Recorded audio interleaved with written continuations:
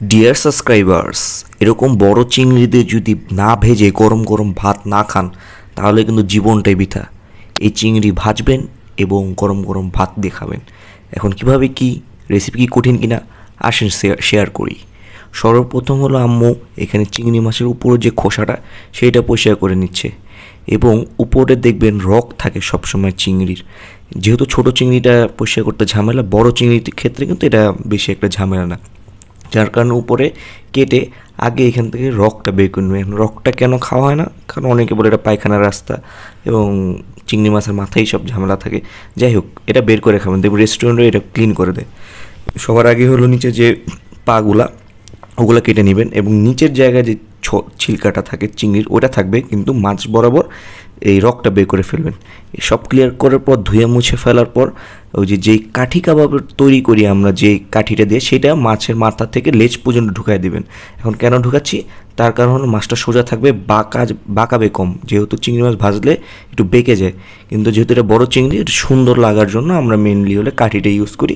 যদি আপনার কাছে থাকে তাহলে এটা অবশ্যই দিয়ে নেবেন, যদি নাও থাকে কোনো সমস্যা নেই, নর্মালভাবে ভেজে নেবেন। তারপরে হলো এটা রেডি করার পর আম্মু একটা হাঁড়িতে হলুদ গুঁড়া, মরিচ গুঁড়া, সামান্য লবণ এবং এখানে একটু রসুন বাটা দিয়ে নেয়, এরপর লেবুর রস দিয়ে দেয়, এরপর এটাকে মাখিয়ে নেয়।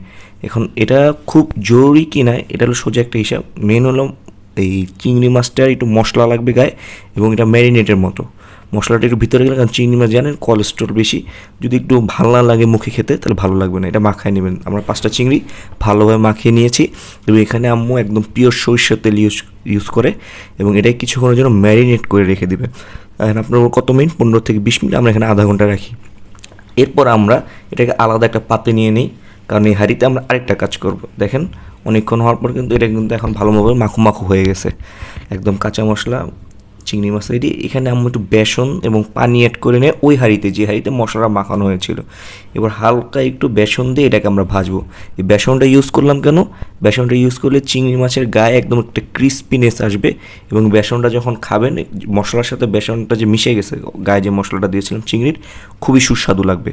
দেখেন ভালোভাবে 2 পাশ করে মিক্স করে নেব এবং ভেজে নিব।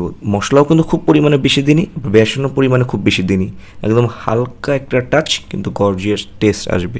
এবার ভেজে নিই, এই পাশ ওই পাশ করে আমরা ভেজে নিচ্ছি চিংড়িটাকে। এই দেখেন চিংড়ি মাছটা কিন্তু ভালোভাবে ভাজা হয়ে গেছে। দেখেন এখনই আমরা লাঠি ঢুকানোর পর হালকা বেঁকে গেছে মাছটা, কিন্তু লাঠিটা ঢাকার কারণে একবারে বেঁকে যায়নি।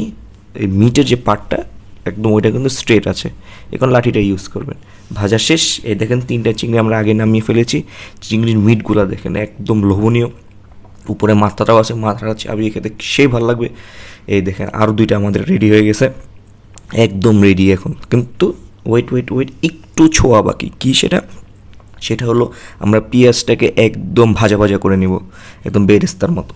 এই যে এটা একটু মাখো মাখো করে নিছি, এটা একটা একদম সোজা আমরা দিয়ে দেবো চিংড়ি মাছের উপরে এবং সেটা লাগবে অসাধারণ। এই দেখেন চিংড়ি মাছটা পুরোপুরি রেডি। এই চিংড়িটা নেবেন, পেঁয়াজটা নিয়ে সর্বপ্রথম ভাতের সাথে মাখাবেন, দেন হলো মিটটা খুলে এই ভাতের মাঝখানে দিয়ে মুখে দিবেন বিসমিল্লাহ করে, খুবই ভালো লাগবে।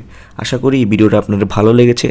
লাইক কমেন্ট শেয়ার দিয়ে আমাদের সাথে থাকবেন এবং ডিশটা কেমন হয়েছে সেটা অবশ্যই জানাবেন। সবাইকে ধন্যবাদ। আসসালামু আলাইকুম।